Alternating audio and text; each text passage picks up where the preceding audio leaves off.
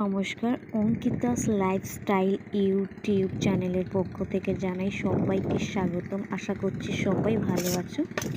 তো আমি অনেক ভালো আছি। তো আজ আমি রান্না করতে চলেছি মাশরুম। তো সেটা কীভাবে রান্না করব চলুন দেখে নেওয়া যাক। প্রথমে আমি মাশরুমগুলোকে ছাড়িয়ে নিয়েছি, আর এগুলো কিন্তু আমাদের বাড়িতে চাষ হয়েছে, দেখতে পাচ্ছি। আমি কিন্তু মাশরুমগুলোকে খুব ভালোভাবে ছাড়িয়ে নিয়েছি। এবার এগুলোকে ভালোভাবে কেটে নেব। যেগুলো নেওয়ার মতো সেগুলো নিয়েছি, আর যেগুলো বাদ দেওয়ার মতো সেগুলো আমি কেটে ছেটে বাদ দিয়ে দিয়েছি। ভালো করে পরিষ্কার করে এগুলোকে কেটে নিচ্ছি। আর আমি কিন্তু ক্যামেরাটা একটু ফাস্ট করে দেওয়ার জন্য দেখো কেমন দ্রুত দেখাচ্ছে। তো ভিউয়ার্স, এরপর আমি যেটা করেছি, মাশরুমগুলোকে আমি জলে ধুয়ে নিচ্ছি। ভালো করে দোলেগুলোকে ধুতে হবে, কারণ আমি কিন্তু 2-3 বার ধোয়ার পরে তারপরে ওগুলোকে ভালোভাবে তুলে নিচ্ছি। এরপর যেটা করতে হবে, মাশরুমগুলোকে ভালো করে গরম জলে বয়েল করে নিতে হবে।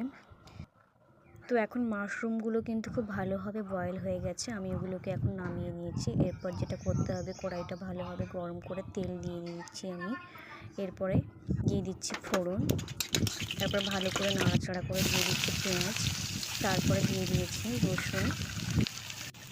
তারপর কড়াইতে আবারও একটু আমি তেল দিয়ে দিয়েছি। এরপর ভালোভাবে ওগুলোকে আমি নাড়াচাড়া করে ভেজে নেব, খুব ভালোভাবে ভেজে নেব। তারপর এগুলোকে ভাজা হয়ে গেলে দিয়ে দেবো মাশরুমগুলোকে, দিয়ে দিচ্ছি কাঁচা লঙ্কা কুচি।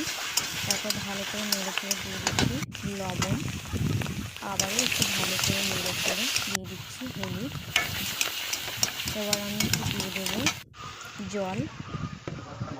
জলটা দেওয়ার পর ভালো করে নাড়াচাড়া করে আমি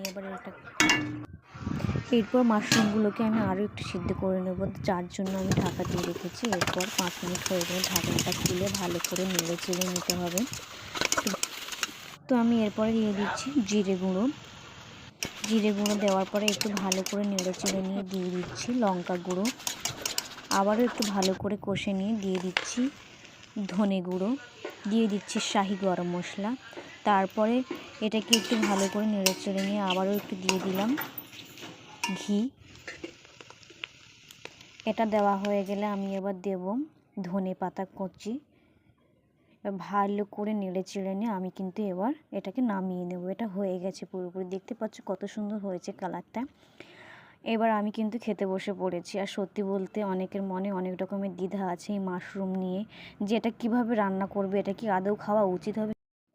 সত্যি বলতে আমিও কিন্তু এই ফার্স্ট টাইম মাশরুম খাচ্ছি। এর আগে আমি কখনো রান্নাও করিনি আর খাইও নি। তো আজকের আমি এভাবে রান্নাটা করেছি, আর সবাই তো খেয়ে প্রশংসা করেছে। তোমাদেরকে বলবো তোমরাও এভাবে রান্না করতে পারো। আশা করছি তোমাদেরও অনেক ভালো লাগবে। আর ভিডিওটা যদি তোমাদের ভালো লেগে থাকে অবশ্যই লাইক, কমেন্ট, শেয়ার করে দিও। আর সাবস্ক্রাইব করতে তো একদমই ভুলো না।